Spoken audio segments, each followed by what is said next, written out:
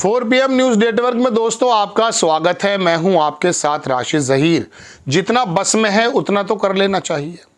नरेंद्र मोदी के बस में तो हालांकि बहुत कुछ है, लेकिन मैं फिर भी ये कहता हूं कि अगर जेलों से आप दुष्कर्म के आरोपियों को बाहर निकालने लगेंगे या दुष्कर्मियों के साथ बार बार खड़े मिलेंगे या आपकी पार्टियों के अंदर दुष्कर्मी ज़्यादा मिलेंगे, उन पर तो आप कंट्रोल लगा ही सकते हो।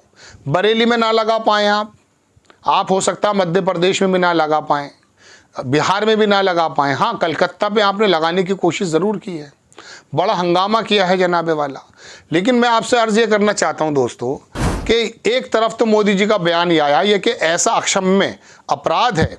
मैं एक बार फिर हर राज्य की सरकार से कहूँगा कि महिलाओं के खिलाफ अपराध अक्षम्य पाप है, दोषी कोई भी हो वो बचना नहीं चाहिए। ये छोटा सा वीडियो आप नरेंद्र मोदी का हल्का सा देखिए, उसके बाद मैं आपको इसके बारे में बताऊंगा कि देश में क्या चल रहा है। ये तो आपको मालूम है, लेकिन इन्हीं की पार्टी के या इन्हीं की सरकारों ने क्या क्या काम किए हैं वो मैं आपको बताने जा रहा हूँ। छोटा सा वीडियो देखिए।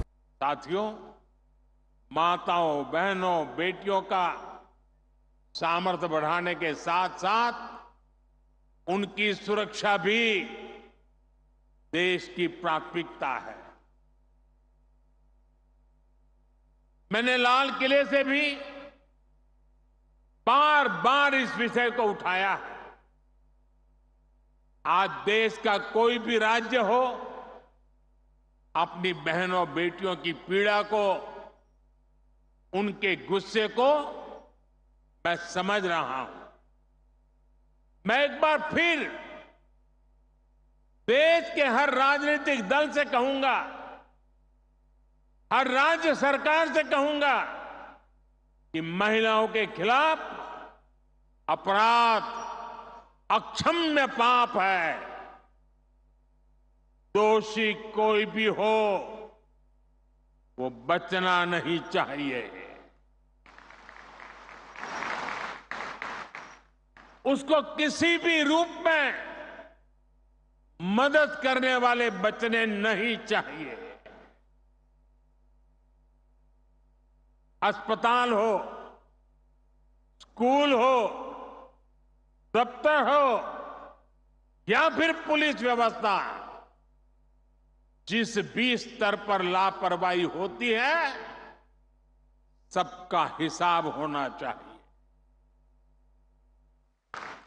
ऊपर से नीचे तक मैसेज एकदम साफ जाना चाहिए। ये पाप अक्षम्य है। अरे सरकारें आती रहेगी, जाती रहेगी, लेकिन जीवन की रक्षा और नारी गरिमा की रक्षा इस समाज के रूप में भी और सरकार के रूप में भी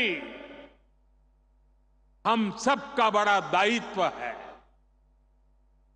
साथियों, महिलाओं पर अत्याचार करने वालों को कड़ी से कड़ी सजा देने के लिए हमारी सरकार कानूनों को भी लगातार सख्त कर रही है। ये आपने वीडियो देख लिया दोस्तों। अब मैं आपको दिखाना ये चाहता हूं कि इसके अलावा आप ये देखेंगे कि कौन कौन से नेता और कौन कौन से अभिनेता परिनेता निकल करके गए हैं और जाकर के भारतीय जनता पार्टी का या तो प्रचार कर रहे हैं या फिर ऐसा है कि उनके भक्त उनके साथ जुड़े हुए हैं। कुछ चीज़ें मैं आपको दिखाता हूं दोस्तों। मैंने स्क्रीनशॉट्स ले रखे हैं, आपको थोड़ा इंतज़ार करना पड़ेगा। आप देखेंगे दोस्तों, ये खबरें मैं बड़ी मुश्किल से छांट करके लाता हूं ताकि आपको पता चल पाए। आप देखें ये खबर, ये संदीप चौधरी हैं, न्यूज़ 24 में अच्छा प्रोग्राम चलाते हैं। इन्होंने कहा कई बलात्कारों को दोषी बाबा भाजपा राजनीतिक लाभ के लिए सड़कों पर हैं। भगवान हमारे देश की महिलाओं की रक्षा करे। बीजेपी सरकार बलात्कारियों पर इतनी मेहरबान क्यों? आपका एक तरफ तो बयान सुना है आपने, लेकिन ये डेरा सच्चा है। ये कितनी बार आ चुका? 255 दिन बाहर आ चुका है 2017 से लेकर अब तक। जब भी चुनाव होते हैं अपील करने आ जाता है अपने लोगों से और वो भारतीय जनता पार्टी को वोट भी दे देते हैं। आप देखेंगे दोस्तों, ये योगी जी का बयान है कि अगर बेटियों की सुरक्षा के साथ किसी ने खिलवाड़ किया तो उन्हें अगले चौराहे पर यमराज खड़े मिलेंगे। बाराबंकी में क्या हुआ है अभी, किसने किया है? आप देखें तो सही क्या क्या हो रहा है। मैंने लखनऊ की बात भी आपने कही है, यमराज इन्हें क्यों नहीं मिल रहे हैं? जब कोई बंदा आपको दिखता है कि मुझे किसी विशेष समुदाय पे टारगेट करना, तो आप यमराज को चौराहे पे खड़ा कर देते हैं। लेकिन जब आपको दूसरी जगह के दुष्कर्म बताए जाते हैं, आप चुप हो जाते हैं। पत्थरबाजी होती है तो आप जो है मध्य प्रदेश के अंदर पूरा घर तोड़ देते हैं। लेकिन बहुत सारे पत्थरबाजों की तस्वीर मैं दिखाने जा रहा हूँ, उनके यहाँ तो बुलडोज़र का भी नहीं पहुँचा है, बल्कि सम्मानित होते हैं। ये देखिए तस्वीरें छापी है किसी अखबार ने, महिलाओं के खिलाफ अपराध अक्षम्य पाप है। ये मोदी जी के उस डायलॉग पे जो आपने सुना है अभी, ये देखेंगे, ये तो ब्रजभूषण है, इसके बराबर में कुलदीप सेंगर है, फिर ये चिमयानंद है, इसको तो शायद मोदी जी वापस ले रहे हैं इसका। ये राम रहीम है। ये 3 वो लोग हैं, कुणाल पांडे, सक्षम पटेल, अभिषेक।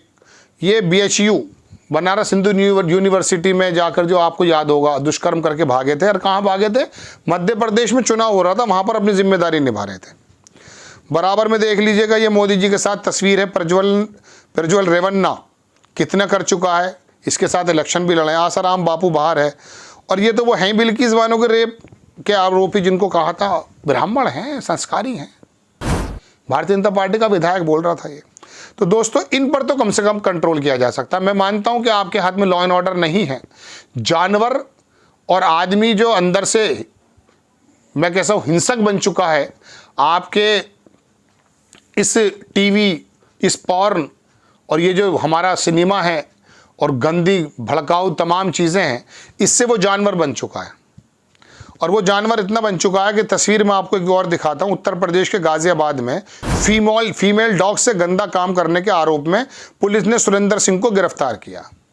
जानवर जब बनता है तो वो फीमेल डॉग भी देख लेता है।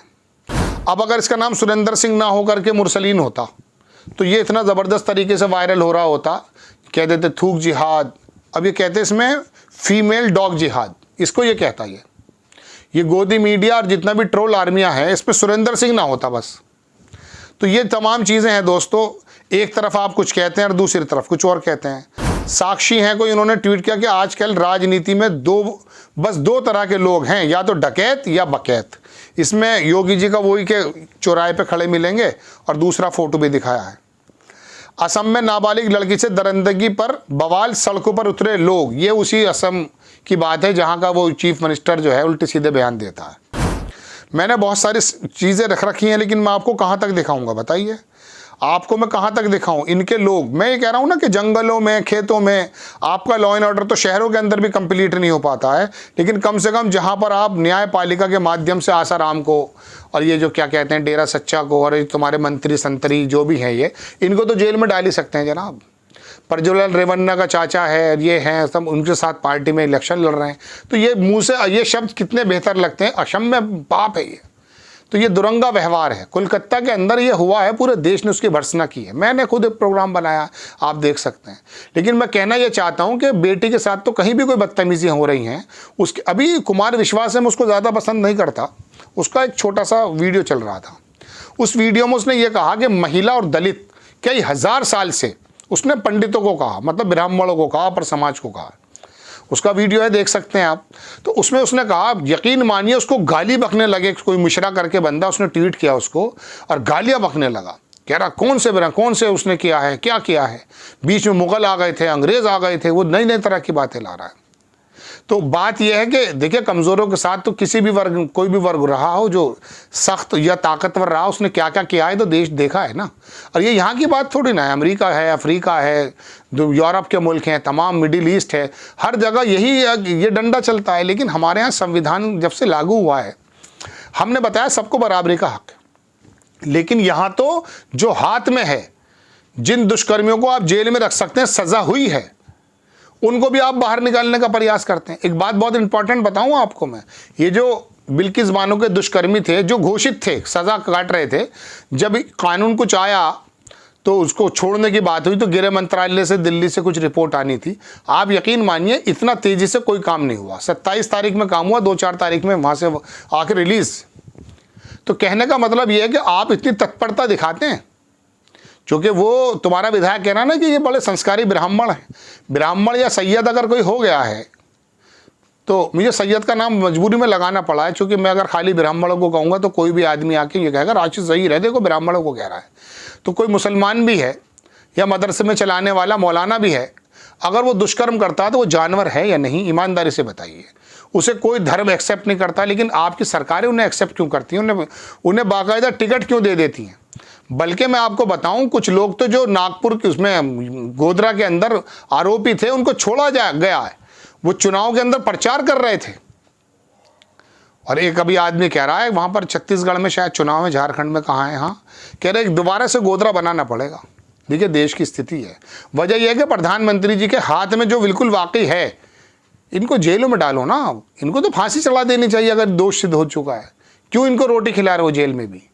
चलिए संविधान में सज़ा दी होगी, बात दी करे, लेकिन सज़ा तो यही होनी चाहिए साहब। आपको खबर कैसी लगी अपनी राय कमेंट्स बॉक्स में ज़रूर दीजिए। चैनल को सब्सक्राइब कीजिए, शेयर कीजिए। नेक्स्ट टाइम में किसी खबर के साथ हाजिर होता हूँ। जय हिंद।